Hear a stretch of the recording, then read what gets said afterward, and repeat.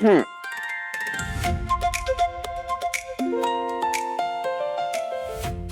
चला कामाला लागले, खूप झाले आराम. नशीब. सलील भाऊजी काय छान लावलं तुम्ही किचन सगळं. आणि हा टेबल कुठून आणला? हा तो भांडी ठेवण्यासाठी अरेंज केलं होतं. इथे शिफ्ट करू का? इथे नको? नाही नाही इथेच राहू द्यात. भांडी कशी हाताशी असलेली बरी. पण छान केलं सगळं. विशेष तुमचं कौतुक सलील भाऊजी. खरंच व्यवस्थित किचन लावलं एकदम. थँक्यू. अरे वा सलील, वहिनीकडून कौतुक होत आहे. बरं या कौतुकाचा दुसरा हकदार कुठे आहे? निकीला फोन कर आणि तिला बोलून घे इकडे. तिला सांग भरपूर काम आहे, लवकर आपल्याला काम चालू करायचं. ते मार्केटिंगचं वगैरे सगळं बघायचं आहे ना. हा वहिनी तुझ्या जखमा केवढ्या कमी झाल्यात. हो अहो ते नवसाजी आहेत ना, त्यांनी एका वैद्यबुवांकडे नेलेलं. त्यांनी एक लेप दिलाय मला. तो लेप लावल्यानंतर 2-3 दिवसातच बघा ना किती फरक पडलाय. आता लवकरच जातील हे डाग. Best best. बरं अर्पिता मॅडम, तुम्ही आता थोडा वेळ आराम करा आणि नंतर लिस्ट काढा. हा हो निकी आली ना की मी तिच्याबरोबर ते मसाल्यांचं काम करून घेते. बरं निकी आली होती ना मदतीला? मी तिला सांगितलं होतं सगळे मसाले भाजून ठेव म्हणून. हा ती आली होती, तिने मसाले भाजले, सगळी कामं तिनेच केली आहेत. मी हेल्पर म्हणून होतो फक्त. छान छान. पण तिला फोन कर ना. टाइमपास काय करतोय? टाइमपास? मी करतोय टाइमपास? तुम्ही गावाला जाऊन टाइमपास करून आलात, मी कामच करत होतो.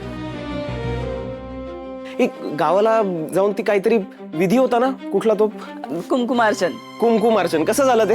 छान झालं. कुंकुमार्चन सोहळा, पूजा वगैरे सगळं छान झालं एकदम. Nice nice. सलील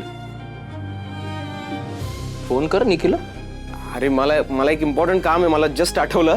तू कर ना फोन. हा मी आलो हा.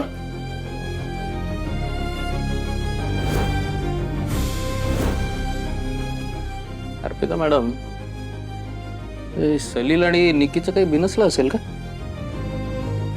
बांधले नाहीत ना दोघं?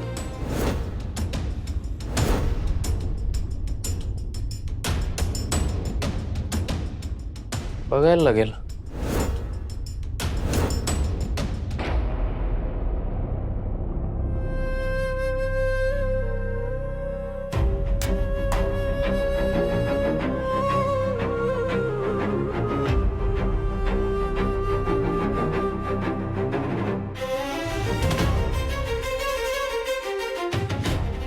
डॉक्टर, नेमकं कशामुळे होतं हे सगळं? हा त्रास का होतो असा अधूनमधून?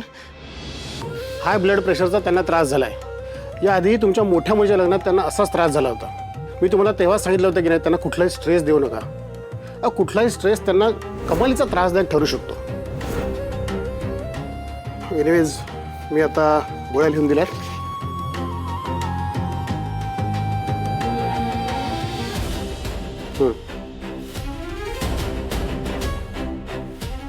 त्या वेळेत सुरू करा.